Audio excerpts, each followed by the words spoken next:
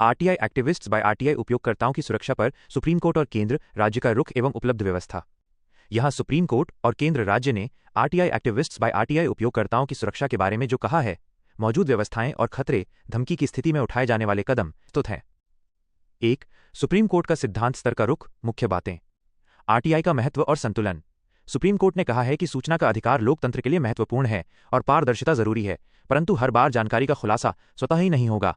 यह अधिकार अन्य संवैधानिक कानूनी हितों जैसे गोपनीयता, न्यायिक स्वतंत्रता, राष्ट्रीय सुरक्षा के साथ तुलना करके तय किया जाएगा। यानी आरटीआई हक और अन्य हितों के बीच संतुलन, बैलेंसिंग जरूरी है।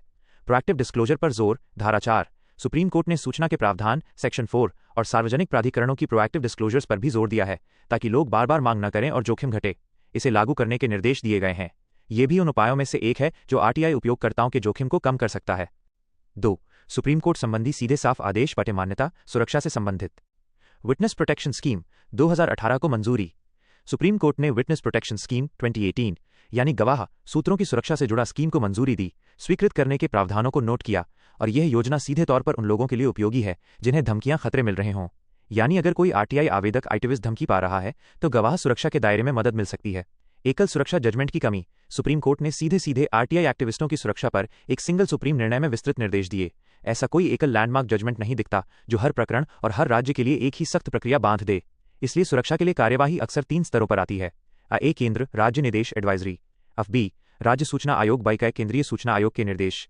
एनसी पुलिस विधिक सुरक्षा बाय विटनेस प्रोटेक्शन लागू होना। 3. केंद्र मंत्रालय और अन्य संस्थाओं के दिशा निर्देश जो सुप्रीम कोर्ट के रुख से मेल खाते समर्थित हैं। MHA task force advisory 2016। केंद्र सरकार ने एक एडवाइजरी बनाई जिसमें आरटीआई एक्टिविस्ट्स पर खतरों के मामले में किए जाने वाले कदम सूचीबद्ध हैं। एनएचआरसी जानकारी आयोगों और पुलिस को शामिल करने, धमकियों की रिपोर्टिंग, तत्काल सुरक्षा देने के निर्देश आदि। कई सुझावों में कहा गया कि आरटीआई एक्टिविस्ट्स को ह्यूमन राइट्स डिफेंडर्स की तरह माना जा सकता है और एनएचआरसी को इस बारे में रिपोर्ट करवाई जानी चाहिए। स्टेट इन्फॉर्मेशन कमीशंस, उदाहरण गुजरात। कुछ राज्य सूचना आयोगों ने शिकायत प्राप्त होते ही नजदीकी पुलिस जिलाधिकारी को निर्देश दिए और तत्काल सुरक्षा जांच के कदम उठाने के उदाहरण दिखाए। यानी सूचना आयोग भी सुरक्षा कार्रवाई में सक्रिय हो सकता है। 4. कानूनी माहौल, कौन सी व्यवस्थाएं उपलब्ध हैं। व्यवस्था विवरण। Information commission CICSIC। यदि आरटीआई आवेदक को धमकी, हिंसा, रोक टोक के कारण सूचना तक पहुंचने से रोका जा रहा है तो section 18 complaint to information commission और आयोग के पास कार्रवाई का अधिकार है। आयोग पुलिस को बताकर सुरक्षा की मांग कर सकता है और मामले की जांच दिशा दे सकता है। इसका प्रयोग अक्सर होता आया है। विटनेस प्रोटेक्शन स्कीम 2018 गवाहों के लिए देश स्तरीय स्कीम तैयार है। सुप्रीम कोर्ट ने इसे आदेश में स्वीकार किया।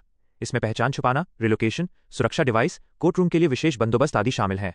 यह आरटीआई अभियानकर्ता के लिए उपयोगी हो सकता है।